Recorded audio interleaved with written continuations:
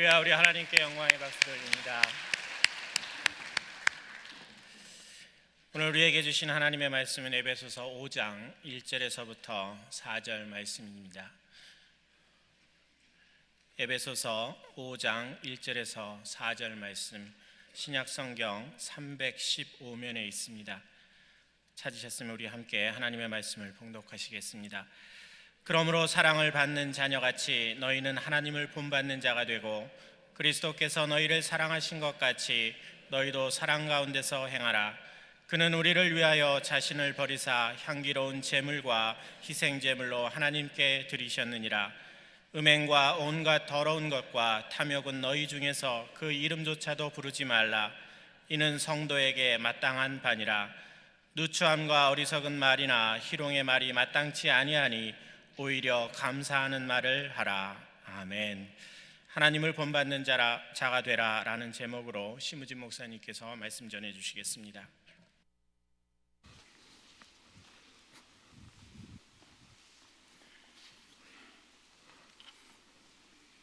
비전 예배에 계신 분들과 잠깐 인사 나누겠습니다. 할렐루야. 오늘 진심으로 오늘 교회에 나오신 여러분 환영합니다. 사랑하고 축복합니다. 사랑하는 교우 여러분, 올 한 해 여러분들이 구하시는 소원은 어떤 것입니까? 또 우리 모두가 무엇을 향해서 달려가는 한 해가 되었으면 좋겠습니까? 아마 각기 이루고자 하시는 목표들이 있으실 텐데, 하나님의 은혜 가운데 그 목표들이 이루어지는 귀하고 감사한 한 해가 되시기를 주님의 이름으로 축원드립니다. 그리고 성도된 우리 모두들이 하나님 말씀을 따라서 이 하나님의 선하심을 닮아가는 한 해가 되길 바랍니다. 많은 이들이 이 시대의 문제를 지적하면서 가치 상실의 시대라는 말을 합니다. 이 말은 생존과 번영을 위한 그 몸부림은 있지만 그 나아갈 방향이 혼란스러운 시대이고 진정한 가치를 상실하고 달려가고 있는 시대라는 의미입니다. 많은 사람들이 열심히만 살면 되는 줄 압니다. 열심히 사는 것은 사실 중요합니다. 아주 작은 일이라도 우리가 열심히 하지 않으면 그것을 이루어내기가 어렵습니다. 하지만 열심히만 사는 것으로 모든 일이 되지는 않습니다. 때때로 열심히 살았는데 어떻게 이런 일이 일어나는지 모르겠다고 탄식하는 분들이 있습니다. 이런 이야기들은 우리가 열심히 사는 것만으로는 부족하다는 것을 우리에게 알려주고 있습니다. 또한 오늘날 사람들은 속도에도 관심이 많이 있습니다. 내 동료보다 더 빠르게 승진하고 더 빨리 재산을 모으고 더 빨리 명성을 얻고 또 유명해지는 방법에 관심이 많습니다. 어떻게 하면 더 빨리 리타이어 할 수 있을까? 그것이 관심입니다.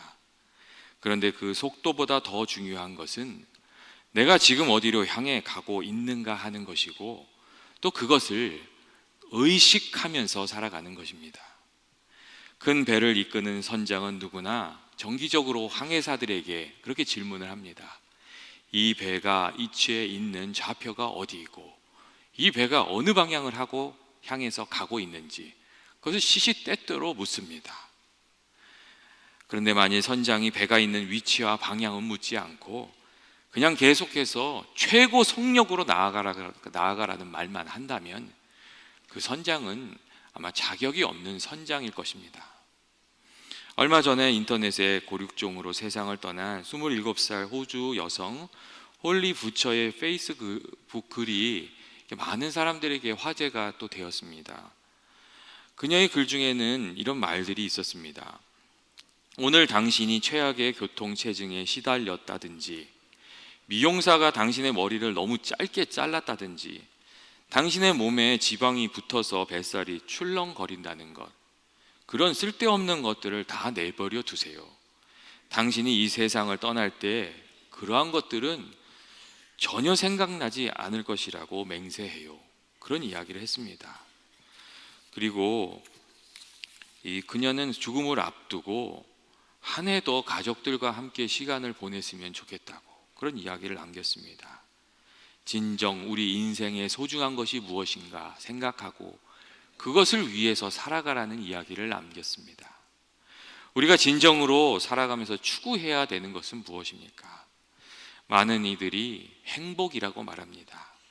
그런데 이 사람들이 추구하는 행복이 무엇을 하는 방법으로, 무엇을 가지는 방법으로 얻어지지가 않습니다. 행복하기 위해서 돈을 벌고 여행을 하고 친구들을 만나고 취미 생활을 하는 방식으로는 진정한 그 마음과 삶의 행복을 누리기가 어렵습니다. 만일 그런 방법으로 된다면 부자는 정말 행복하고 많이 배운 사람은 정말 너무 행복할 겁니다. 그런데 우리 주변에는 더 많이 가졌음에도, 더 많이 배웠음에도 불구하고 행복이 없고 허무에 빠져 있는 사람들이 많이 있습니다. 행복이 목적이 되어서 무엇인가를 추구하는 방식으로는, 또 가지는, 소유하는 방식으로는 참 행복을 누리면서 살 수가 없다는 것입니다. 참 행복은 하나님을 진심으로 섬길 때, 그리고 하나님께서 말씀하시는 그 길을 살아갈 때 하나님께서 그 인생의 상급으로 허락해 주시는 것이기 때문입니다. 그러한 의미에서 하나님의 사랑을 받은 자녀같이 하나님을 본받는 자가 되라는 오늘의 말씀은 아주 의미가 깊습니다. 하나님을 본받는다는 것은 하나님의 성품을 우리 안에 이루어가는 것이고, 하나님의 말씀을 따라 하나님의 뜻을 받들며 하나님이 지시하는 삶을 살아가는 것이기 때문입니다. 그리고 그 삶 가운데 하나님이 주신 은혜도, 축복도, 우리가 누려하고 정말 찾고 있는 행복도 담겨 있기 때문입니다. 하나님을 본받는다는 것은 어떤 것입니까? 먼저 하나님의 사랑을 본받아 사랑의 사람이 되는 것입니다. 오늘 말씀의 사도 바울은 너희가 하나님을 본받는 자가 되라 이렇게 얘기하고, 바로 이어서 그리스도께서 너희를 사랑하신 것 같이 너희도 사랑 가운데서 행하라고 그렇게 말씀해 주었습니다. 하나님의 사랑은, 교우 여러분, 어떤 사랑입니까? 하나님의 사랑은 자기 자신을 내어주는 사람, 그리고 나 자신을 희생해서 다른 사람을 살리는 그런 사랑입니다. 하나님의 사랑이 가장 잘 나타난 것은 예수님의 십자가이고, 그러하기에 사도 바울도 오늘 본문에서 하나님의 사랑을 닮으라고 말하면서 예수 십자가의 사랑을 이야기하고 있습니다. 그는 우리를 위하여 자기를 버리사 향기로운 제물과 희생 제물로 하나님께 드리셨느니라. 이게 예수 그리스도의 십자가를 얘기하고 그 십자가의 사랑을 닮아가라고 이야기하고 있습니다. 예수 십자가의 사랑이 우리 삶에 왜 중요합니까? 그 십자가의 사랑을 우리가 알게 될 때, 그 앞에 서게 될 때 우리의 영혼이 깨어나고 다시 살아나게 되고, 또 우리가 십자가의 사랑으로 다른 사람들을 섬길 때 그들의 영혼도 살아나게 되기 때문입니다. 사랑한다고 말하면서 아무 대가도 치르지 않는 것은 참 사랑이 아닙니다. 사랑하면 주게 되고 있고, 주는 것이 기쁨이 됩니다. 주면서 기쁜 것이 여러분 참 사랑입니다. 여러분은 받는 사람입니까? 아니면 주는 사람입니까? 사실은 주기도 하고 받을 줄도 아는 사람이어야 합니다. 그런데 분명한 것은 받기만 하는 사람은 사랑의 사람이 아니라는 것입니다. 베풀 줄은 모르고 받기만 좋아하는 사람은 사랑이 주는 풍성한 은혜와 삶도 누릴 수가 없습니다. 사랑할 때 우리 마음속에 찾아오는 기쁨, 그리고 감사, 그 행복, 그리고 사랑하면 마음이 편안해집니다. 그러면 몸도 건강해집니다. 그리고 그 삶 안에 풍성한 인생의 의미가 찾아오게 됩니다. 그런데 받기만 원하는 사람은 그런 풍성한 사랑의 열매를 거두지 못하는 것입니다. 어떤 사람이 사랑의 열매를 많이 거두며 살아갑니까? 사랑의 열매를 많이 거두는 사람은 평상시에 사랑의 씨앗을 많이 뿌리는, 많이 심는 그런 사람입니다. 또한 십자가에 나타난, 또 우리들이 닮아가야 될 하나님의 사랑은 약한 자를 믿어주는 것입니다. 로마서 5장 말씀 보시면 우리가 아직 연약할 때에 주께서, 그리스도께서 경건치 않은 이들을 위해서 죽으셨다고 말씀해주고 있습니다. 우리가 그럴듯해 보일 때 예수님께서 우리를 위해서 죽으신 것이 아니라, 우리가 연약할 때, 그리고 보잘것이 없을 때에 주님께서 우리들을 먼저 사랑해 주시고 우리들에 대한 소망과 미래와 기대를 가지고 우리를 위해서 십자가를 지시고 사랑을 베풀어 주셨다는 것입니다. 우리가 누군가에게 믿음을 줄 때 그 사람이 살아납니다. 예전에 큰 실수로 큰 돈을 잃어버리고 회사에 누를 끼친 직원이 있었다고 합니다. 너무 죄송한 마음에 사표를 내려고 사장님을 찾아갔는데 그 사장이 이렇게 얘기하더랍니다. 내가 당신을 훈련시키느라고 지금 얼마나 많은 돈을 치렀는데 지금 그만두려고 하냐고. 그렇게 이야기하면서 이번 일을 교훈으로 삼아서 좋은 직원이 되어달라고 그렇게 이야기를 해 주었다고 합니다. 그리고 이 사람은 정말 그 사장의 기대를 저버리지 않는 사람이 되었습니다. 교우 여러분, 믿음을 주는 것이 사랑을 베푸는 것입니다.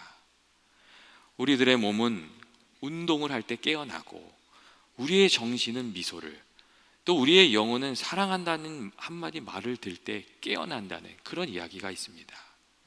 그렇습니다. 우리가 사랑한다는 말을 들을 때에 우리의 영혼이 깨어나고 우리의 영혼에 힘이 생깁니다. 우리가 예수 십자가 앞에 나아가서 주님의 사랑을 느끼고 주께서 우리를 사랑하시는 그 음성을 듣게 되면 우리의 영혼이 살아나게 되는 것이고, 우리가 주님의 사랑으로 다른 사람을 만나주면 그들도 사랑 안에서 살아나게 되는 것입니다. 비난하고 미워하고 정죄하는 말은 우리가 사랑하는 사람들도 넘어뜨립니다. 반면에 사랑이 담긴 말과 행동은 사람을 살리고 세워줍니다. 아침에 일어나서 먼저 우리 자신에게 주님께서 들려주실 사랑의 말을 선포하시는 여러분 되시기를 바랍니다. 하나님이 나를 사랑하시고 내가 주님 붙들고 살아가면 주님이 나를 붙들어 주신다. 이렇게 우리 자신에게 먼저 선포하게 되시길 바랍니다. 특별히 어려울 때에 더욱 나 자신에게 주님이 들려주시는 사랑의 음성을 들려주십시오. 성경 말씀을 보시면 다윗이 어려울 때 그렇게 기도하는 것을 읽을 수가 있습니다. 나의 영혼아 어찌하여 낭망하고 걱정하느냐. 너는 주님을 바라보라. 주의 도우심으로 인해서 오히려 찬송하리로다. 그렇게 자기 영혼에게 주님의 사랑의 목소리를 들려주는 것을 우리가 읽을 수 있습니다. 우리가 그 사랑의 목소리를 붙들고 또 살아가야 하는 것이고, 이 사랑의 말로, 믿음의 말로 아내도 살리고 남편도 살리고 자녀도 살리고 위로와 격려와 용기가 필요한 이들도 살리는 연합의 모든 교우들이 되시길 주님의 이름으로 축원드립니다. 다음으로 우리가 본받아야 할 하나님의 성품은 하나님의 의이고 또 하나님의 거룩하심입니다. 교우 여러분, 하나님 어떤 분이십니까? 하나님은 거룩하신 분이시고 우리에게 또 거룩한 삶을 요구하시는 분이십니다. 레위기 11장 45절 말씀을 보시면 하나님께서 이스라엘 백성에게 내가 거룩하니 너희도 거룩하라 하시는 것을 말씀하시는 것을 읽을 수가 있습니다. 그리고 베드로전서 1장 15절 말씀을 보면 사도 베드로가 성도들에게 오직 너희를 부르신 거룩한 이처럼 너희도 모든 행실에 거룩한 자가 되라고 말씀하시는 것을 읽을 수가 있습니다. 거룩한 삶은 어떤 삶입니까? 세상을 따르는 것이 아니라 주님의 말씀을 지키기 위해서 세상으로부터 구별된 삶을 살아가는 것입니다. 이 거룩하다는 단어 자체가 구별된다는 뜻입니다. 하나님의 뜻을 따르기 위해서 세상으로부터 구별되고 죄와 악으로부터 구별되고 또 부정한 것으로부터 구별되는 삶, 그것이 거룩함입니다. 우리 안에 하나님의 닮은 거룩한 삶을 살아가려면 하나님의 말씀을 기준으로 해서 옳고 선한 것을 선택하고 세상 유혹은 좀 멀리하고 악은 미워하면서 우리가 살아가야 합니다. 오늘 말씀에서 사도 바울은 이렇게 말하고 있습니다. 음행과 온갖 더러운 것과 탐욕은 너희 중에서 그 이름조차도 부르지 말라. 이는 성도에게 마땅한 바니라. 이렇게 말하고 있고, 누추함과 어리석은 말이나 희롱하는 말이 마땅하지 아니하니 오히려 감사하는 말을 하라고 말씀해주고 있습니다. 주님의 말씀을 기준으로 옳은 길을 따르고 그렇지 않은 것은 내어 버리라는 그런 말씀입니다. 거룩함이 우리 인생에 중요한 것은 우리가 거룩함을 가지고 있을 때, 지킬 때, 우리 안에 의가 있고 이 거룩한 습관이 있을 때 그 거룩함이 우리의 인생을 지켜주기 때문입니다. 여러분, 우리 인생이 언제 넘어지고 거꾸러집니까? 세상 유혹에 굴복해서 우리를 지켜주고 있는 그 거룩함의 습관이 깨어질 때, 그 의의 장벽이, 우리를 지켜주고 있는 의의 장벽이 무너질 때 우리 인생이 무너지고 거꾸러지게 되는 것입니다. 세상 유혹이 찾아올 때라도 우리가 우리 의를 지키고 거룩함을 지키고 있으면 그 유혹과 싸울 수가 있습니다.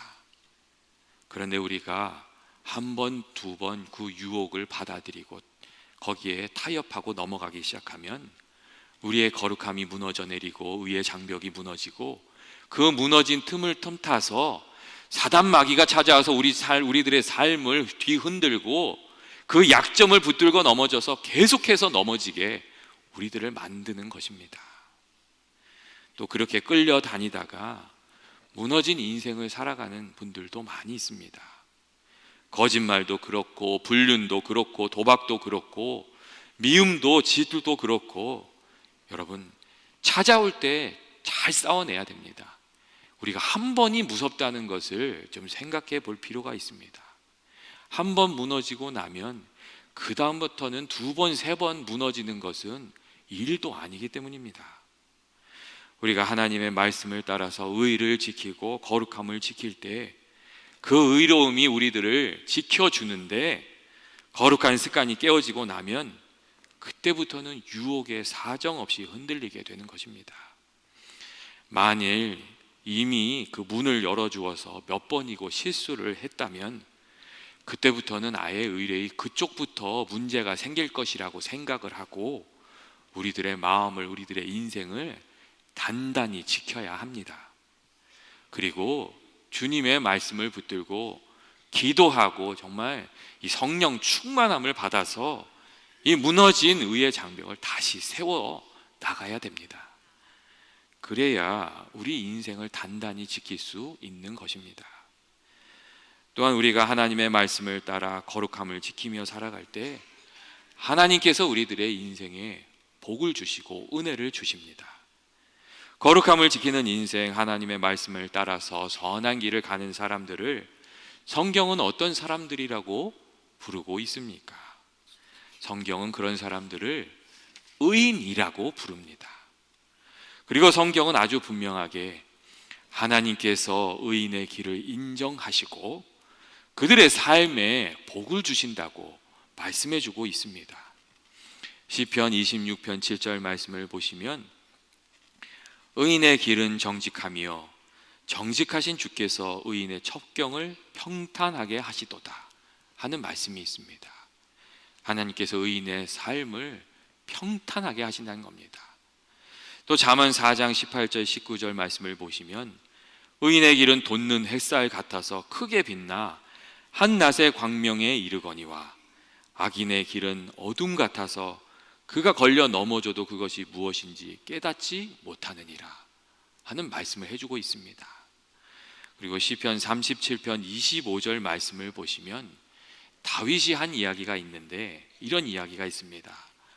내가 어려서부터 늙기까지 의인이 버림을 당하거나 그의 자손이 걸식함을 보지 못하였도다 하는 말씀이 있습니다.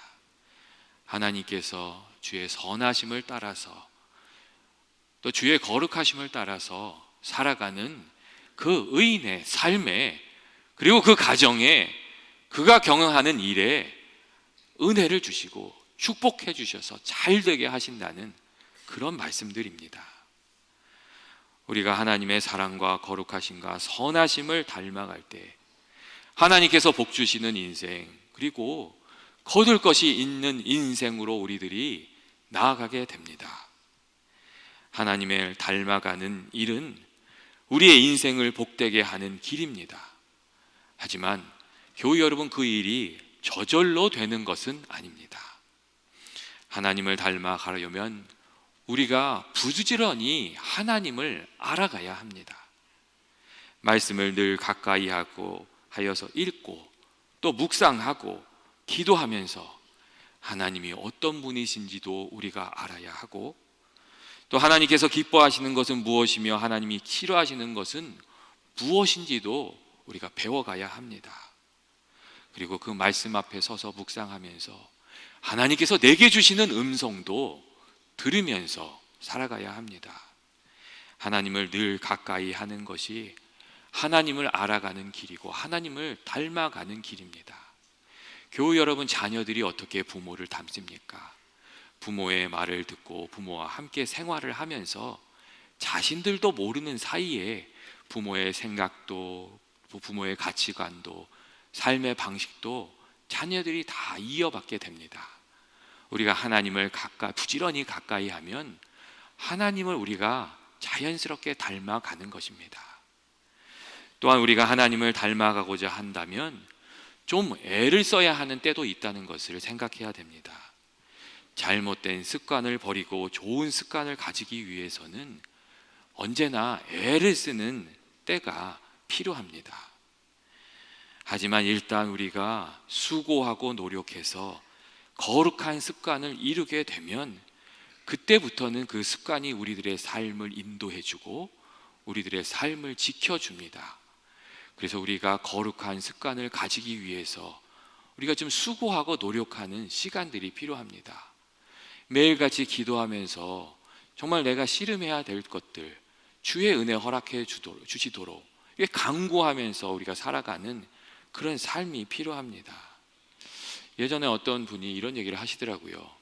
공장에서 이렇게 좋은 물건을 만들어내기 위해서 때때로 그 공장에 이제 그 공정을 새롭게 바꾸는 경우가 있대요. 분명히 이렇게 하면은 더 좋은 결과가 나올 것이다. 그 확신을 가지고 새로운 공정을 기계를 배치하고 공정을 꾸미는데, 그 공정을 꾸민다고 해서 바로 좋은 물건이 나오는 것은 아니라고 하더라고요. 공정을 다시 배치하고 그 공정을 돌리면서 이 공정이 이렇게 안정화되는 과정을 거쳐야, 이게 잘못된 것들을 하나하나 고쳐면서 이 공정을 안정화시켜야 그 다음에 더 풍성한 열매, 더 좋은 물건을 거두게 된다고, 이런 이야기를 해주시는 것을 들은 적이 있습니다. 우리가 믿음 생활하는 것, 닮아가는 것도 그렇습니다. 우리가 처음에 하나님 닮아가려고 하면 잘 안 되는 일들도 있고 삐걱대는 순간도 많이 있습니다.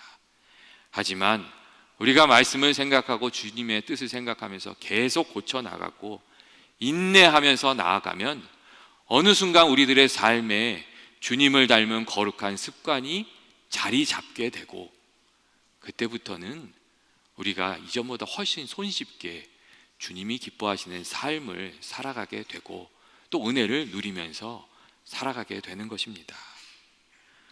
마지막으로 우리가 하나님 닮아가려면 성령님의 도우심을 받아야 하고 또 영적인 민감함을 가지고 살아야 합니다. 우리의 말과 생각과 행동이 바뀌는 일이 우리의 힘과 능력만으로는 잘 되지 않는 때가 많기 때문에 우리가 늘 기도하면서 성령님의 도우심을 간구해야 합니다. 그리고 특별히 영적인 민감함을 가지고 하나님께서 우리에게 말씀하시는 순간을 잘 포착해야 됩니다. 하나님께서 하나님의 말씀으로, 사람들로, 사건으로 우리들에게 말씀해 주실 때에 정직한 마음을 가지고 그 말씀을 받아들이고 또 응답하며 나아가면 우리들의 삶의 변화가 시작되고 주님을 닮은 인격이 만들어지기 시작하고 또 하나님의 인도하시는 삶을 살아가게 되는 것입니다.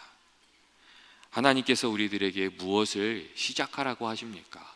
또 무엇을 바꾸라고 말씀하십니까? 또 무엇을 배워야 한다고 말씀하고 계십니까? 주님의 말씀에 민감하게 저희가 응답할 수 있어야 합니다. 성령께서 우리들의 마음에 깨달음을 주실 때 그 말씀에 순종하여 하나님이 인도하시는 복된 삶으로 날마다 나아가고 또 하나님의 선하심을 닮아가는 연합의 모든 교우들이 되시기를 주님의 이름으로 축원드립니다. 이 시간 잠시 기도하는 시간 가지도록 하겠습니다. 하나님 아버지, 올 한 해 우리가 주님을 닮아가게 하여 주옵소서. 주님의 사랑도 담게 하시고 주의 거룩하심도 닮아가게 하여 주옵시고, 연약하고 부족한 저희들을 주님의 능력의 손으로 성령으로 늘 붙들어 주시옵소서. 이 시간 잠깐 기도하도록 하겠습니다. 사랑과 은혜 많으신 주님, 우리가 주님의 거룩하심을 닮아가기를 원합니다. 주님의 사랑도 닮아가기를 원합니다. 주님, 저희들의 심령을 깨우쳐 주시고 아버지, 성령의 인도하심을 받게 하여 주시옵소서. 그리고 주님께서 저희들의 마음에 말씀해 주실 때에 아멘으로 응답하며 나아가는 저희 모두가 되게 하여 주옵소서. 주님 도와 주옵소서.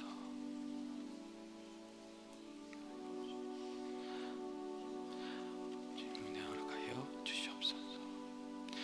사랑과 은혜가 많으신 하나님 아버지, 저희들이 올 한 해 동안 하나님의 선하심 닮아가기를 원합니다. 저희들에게 주님의 사랑을 깨우쳐 주셔서 사랑의 삶을 살아가게 하시고 주님의 거룩하심도 닮아가게 하여 주시옵소서. 우리 안에 깨어진 하나님의 형상을 회복하게 하시고 주님의 은혜 안에서 주님의 축복 가운데 살아가는 연합의 모든 교우들 되게 하여 주시옵소서. 예수님의 이름으로 기도합니다.